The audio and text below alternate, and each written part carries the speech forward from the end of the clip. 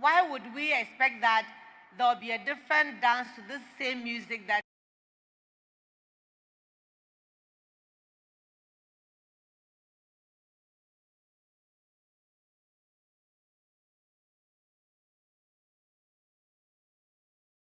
is being played, Mr. Speaker? I need your guidance and your education on this. Thank you. Very well. Honorable Jifa, I think whatever is transpiring here, they should pick it up and look at the criminal content in it and take it up. I think as to why the clerk is officially not writing to the Attorney General to pick the prosecutory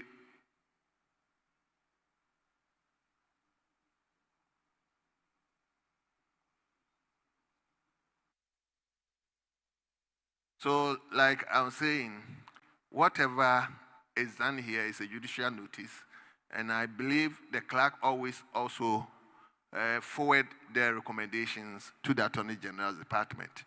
So it is up to the Attorney General's Department to pick it up and do what is necessary for the country.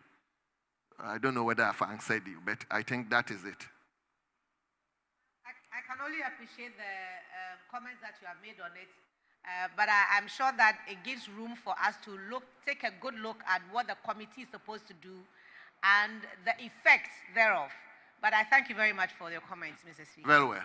So, honorable members, at the conclusion of the debate on motion listed 24, the question is, all those in favor that the motion is adopted, say aye. All those against, say no. Honorable members, the ayes have it. The motion is hereby adopted. Yes, leadership. Mr.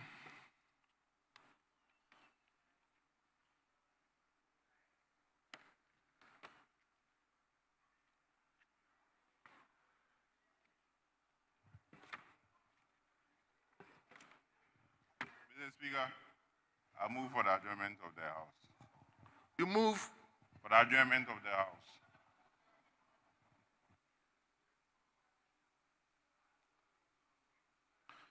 Yes. Honorable members, there is a motion to adjourn the House. Minority leadership. Motion for adjournment. Thank you.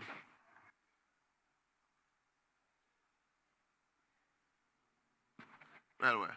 So, honorable members, before we finally adjourn, I think tomorrow, per the agreement of leadership, tomorrow the House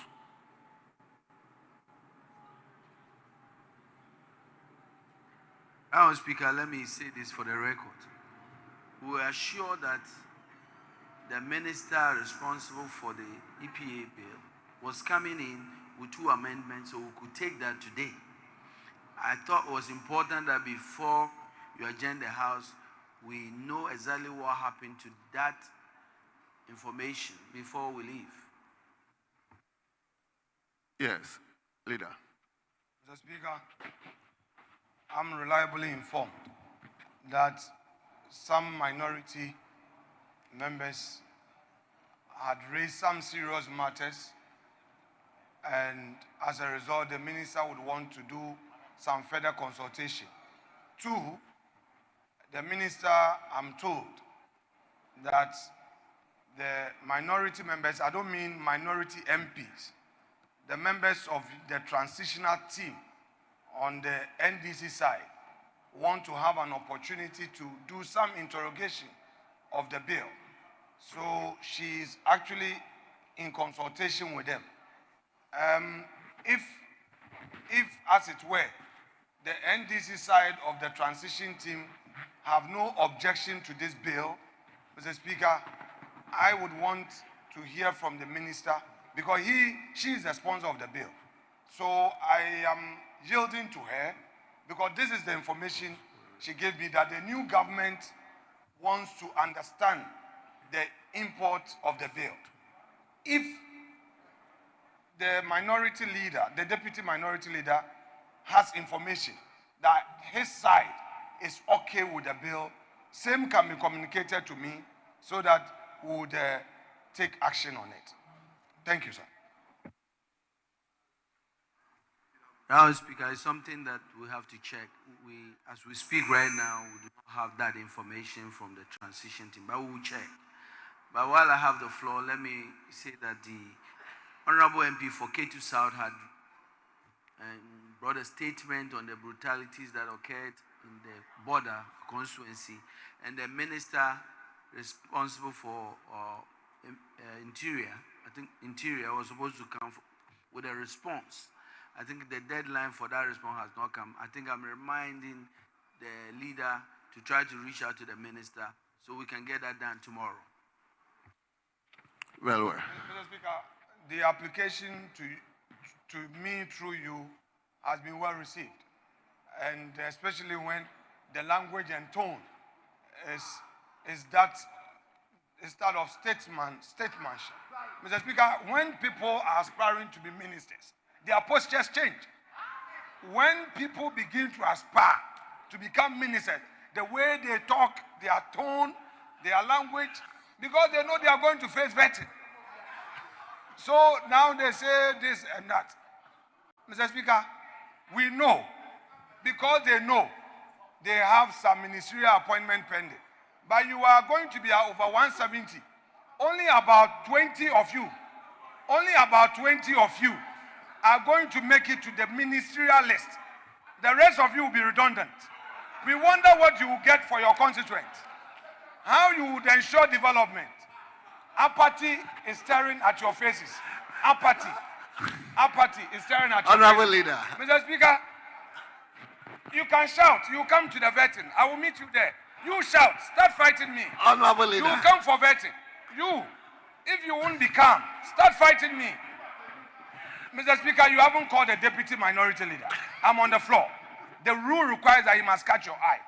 And the aspiring majority leader must take it easy. The way he is advertising himself. I know Honorable MP for Akati South is also aspiring to be a minority leader. And I know Rox in the Fiamepo is also aspiring. I know Muntaka is aspiring. Now the man is overtaking you. Every now and then he wants to be a de facto leader. You have your leaders, then you do intervention from behind. Why? You sit down, your leaders are speaking. Mr. Speaker, there's a motion, it's been seconded, just adjourn and let's have peace. Honorable members, I have information for you. So just resume your seat before I adjourn the House. The information is that tomorrow, God's willing, we will be sitting in our chamber. Tomorrow we'll be sitting in our chamber at 10 o'clock in the forenoon. So the House is accordingly adjourned to tomorrow, 10 o'clock in the forenoon.